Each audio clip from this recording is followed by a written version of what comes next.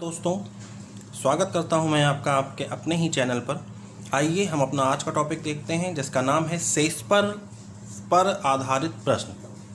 ठीक है, तो आज हम पढ़ेंगे शेषफल पर आधारित प्रश्न। ठीक है ना। इसके लिए आपको एक फॉर्मूला जानना है, शायद आप लोग जानते भी होंगे कि भाज्य बराबर भाजक गुणे भागफल धन शेषफल। ठीक है ना, भाज्य बराबर भाजक गुणे भागफल धन शेषफल। ठीक है, भाज्य को आप इंग्लिश में कहते हैं डिविडेंड, भाजक को कहेंगे डिविजर, भागफल को कहेंगे क्यूटेंट और शेषफल को आप कहेंगे रिमाइंडर। ठीक है, तो आपका बेसिक फॉर्मूला देखिए ये तैयार हो जाएगा। डिविडेंड माने की संख्या, डिविडेंड माने की कोई संख्या जिसको आप किसी और संख्या से भाग देंगे। ठीक है, तो जिसको भाग देंगे वो हो गया डिविडेंड यानी कि संख्या, जिसको आप n से डिनोट करेंगे। डिवीजर यानी कि भाजक को आप d से दर्शाइए, क्यूटेंट q से और रिमाइंडर को r से। ठीक है, इतनी बात अगर आपकी समझ में आ गई दोस्तों, तो आइए हम अपना आज का पहला क्वेश्चन करते हैं। भाग के किसी प्रश्न में भाजक यानी कि डिवीजर d, क्यूटेंट यानी कि शेषफल q से, शेषफल को आप q कहेंगे, q से 10 गुना है तथा रिमाइंडर r से 5 गुना है। यदि रिमाइंडर r, देखिए रिमाइंडर r 46 हो तो find the value of n, यानी कि आपको नंबर निकालना है, डिविडेंड निकालना है। ठीक है, रिमाइंडर दे रखा है, फॉर्मूला उठा लीजिए। देखिए फॉर्मूला आपने पकड़ा, रिमाइंडर आपने पहले लिख लिया 46। ठीक, अब स्टेटमेंट पढ़िए। देखिए रिमाइंडर r से 5 गुना है, ध्यान दीजिएगा, रिमाइंडर r से 5 गुना है। कौन 5 गुना है? d 5 गुना है, मतलब कि d 5 गुना है किसका? रिमाइंडर r का। ठीक है ना, मतलब 5 इंटू 46 हो जाएगा, 46 पंजे 230। ठीक है, बात समझ में आ गई। d की वैल्यू आप पुट कर लीजिए यहाँ पे 230। ध्यान दीजिएगा, q की बात कहा है यानी कि भागफल की बात कहा है, और भागफल का 10 गुना है कौन? डिविजर d, यानी कि 10 से आप भाग लगा देंगे यहाँ पर, और यहाँ पर आपका आ जाएगा 23। ध्यान दीजिएगा, ठीक है ना। देखिए d q से 10 गुना है और r से 5 गुना है। आपको r की वैल्यू पता थी, पहले पुट कर लिया, 46 पंजे 230, और d q से 10 गुना है तो यहाँ पर आपका हो जाएगा 23। इसको अब आपको सॉल्व करना है, इसको आप सॉल्व कर लीजिए, कोई दिक्कत नहीं होगी, आपको आसानी से सॉल्व कर सकते हैं। ठीक है, तो देखिए 23 का स्क्वायर हो जाएगा और गुणे 10। 23 का स्क्वायर आप लोग निकाल लेते होंगे, नहीं निकाल पाते हैं तो देख लीजिए 3 का स्क्वायर 9, 9 लिख लीजिए। आगे अभी सिंप्लीफिकेशन में इसको बताऊंगा मैं। 2 दूना 4, ठीक, फिर 2 3 6 दूना 12, 9 2 5, 529। ठीक है, ये हो गया कैलकुलेशन की बात, लेकिन आपको याद करना पड़ेगा कम से कम 25 तक का। 529 गुणे 10 धन 46 कर लीजिए, 52 90 प्लस 46। ठीक, 6 9 4 13, 3 हासिल लगाए 3 5। ठीक, ये हो गया आपका आंसर यानी कि संख्या। देखिए एक बार इस सवाल को आप। चलिए अपना अगला सवाल देखते हैं।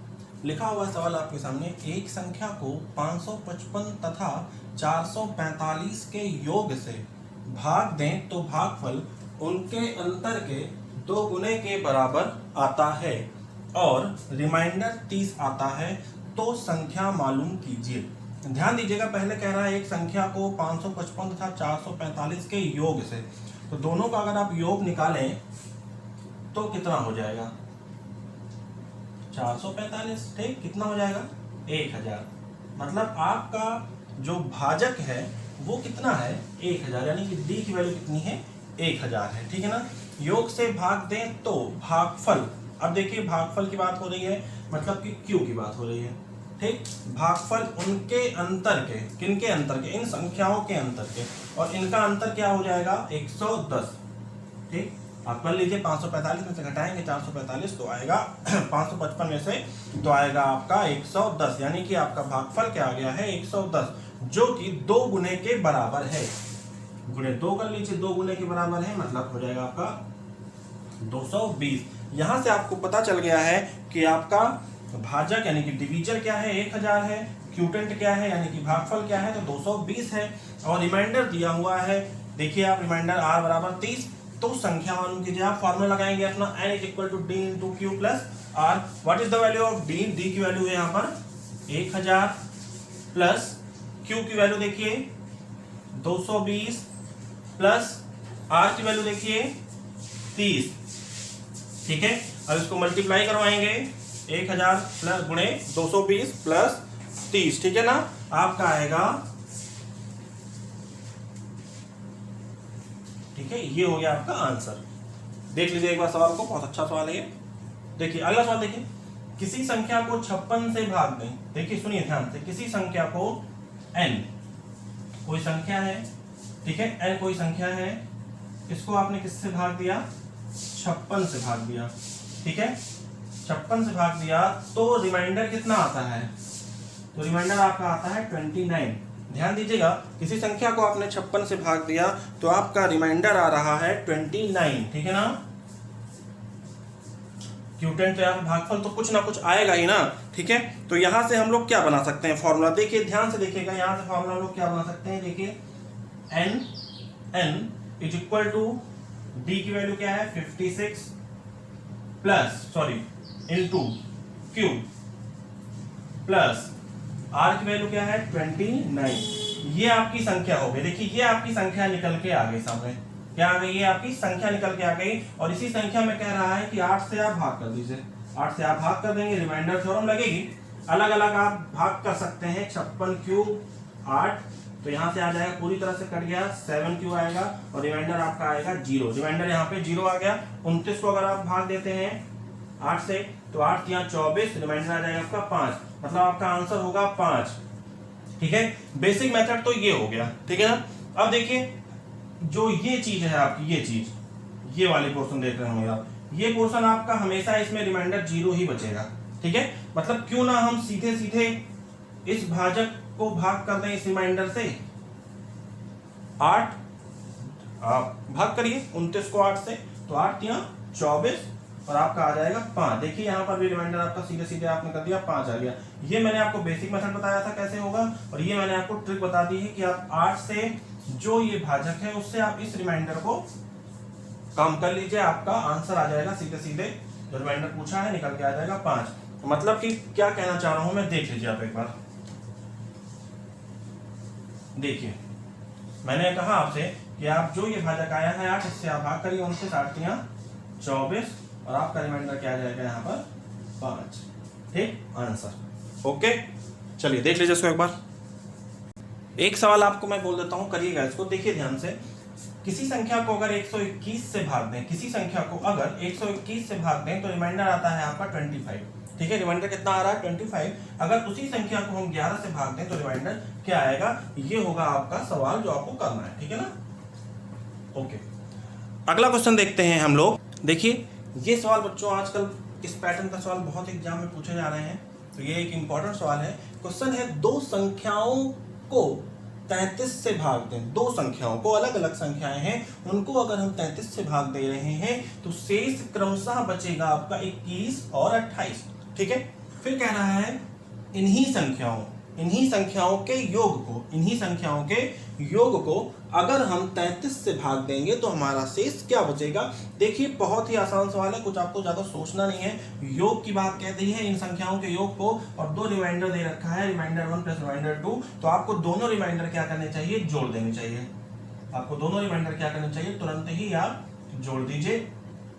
आपका आ जाएगा 8 1 9 2 2 4। ठीक, और इसी 49 को आप भाग दे देंगे 33 से। कोई दिक्कत है? 33 से कम 33, आपका रिमाइंडर आ जाएगा 16। ठीक है, ये हो गया आपका आंसर। सीधे सीधे आप जान लीजिए, बहुत ही आसान है। यहाँ पे योग कह रहा है संख्याओं का योग करने के लिए कह रहा है। संख्याएं हमें पता नहीं है, कोई बात नहीं, हमें शेषफल तो पता है, तो हम शेषफल को ऐड कर लेंगे। 21 प्लस 28 49 हो जाएगा, और आप भाग देंगे 33 से इसको, तो आपका रिमाइंडर क्या बचेगा? 16। मान लीजिए यहाँ पर कहता इन संख्याओं के अंतर को तो आप अंतर निकालते। ठीक है ना, अगला सवाल करवा देता हूं आपको मैं। देखिए बच्चों, सवाल आपके सामने लिखा है दो संख्याओं को यदि 17 से अलग अलग भाग दें तो रिमाइंडर क्रमशः 11 और 13 आता है।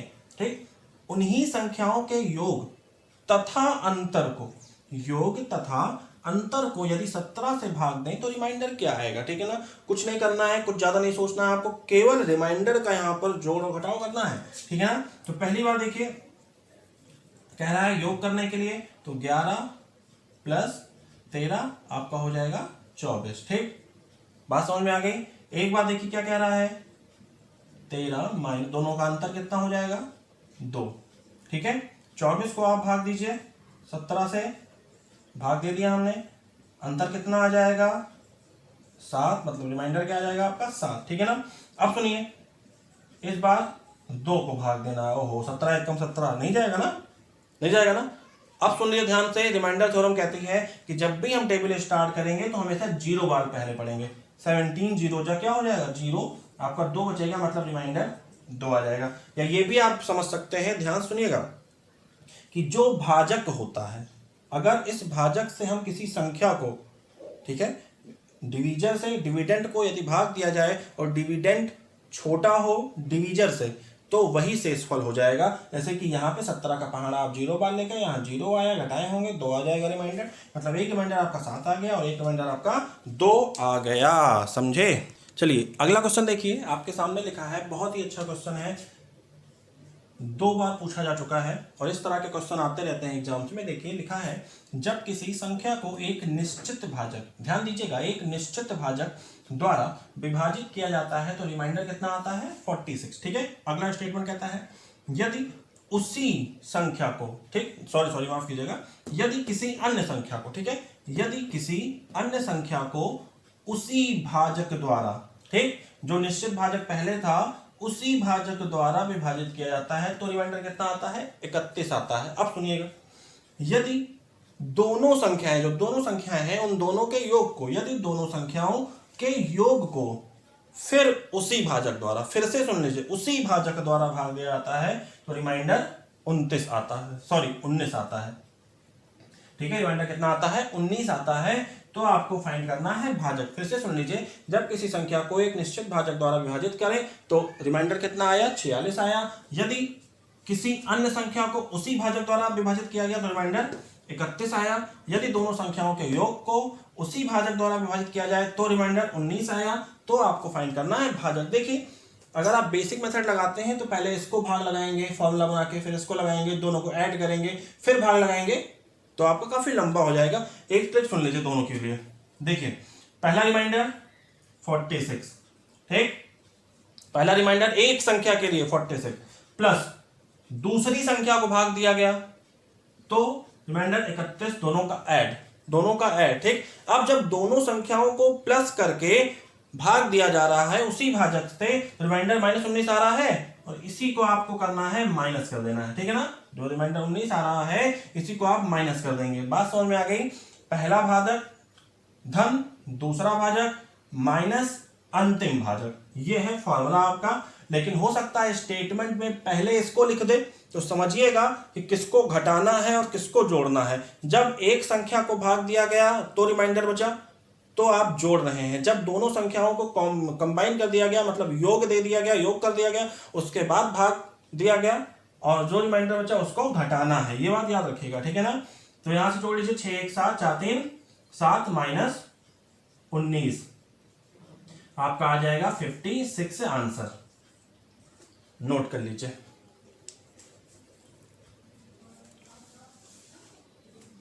ठीक है, 58 आंसर आएगा। अगला सवाल आपके सामने लिखा हुआ है, देखिएगा, ध्यान दीजिएगा। जब किसी, बिल्कुल सेम है, जब किसी संख्या को एक निश्चित भाजक द्वारा विभाजित किया गया तो रिमाइंडर यानी कि शेषफल कितना आया आपका 35 आया, ठीक है ना। अगला सुनिएगा स्टेटमेंट, यदि किसी अन्य संख्या को उसी भाजक द्वारा विभाजित किया गया तो रिमाइंडर कितना आया 27, ठीक है। अगला स्टेटमेंट, यदि दोनों संख्याओं के योग को उसी भाजक द्वारा भाग दिया जाए तो रिमाइंडर कितना आ रहा है 20 आ रहा है। आपको भाजक फाइंड आउट करना है, ठीक है। बिल्कुल सेम सवाल है, आप दोनों का क्या करेंगे 35 प्लस 27 माइनस 20, आंसर आपके सामने हो जाएगा 35 प्लस 27 62 और 62 माइनस 20 बराबर 42 आपका आंसर, ठीक। समझ गए होंगे आप लोग, मुझे उम्मीद है पूरी तरह से।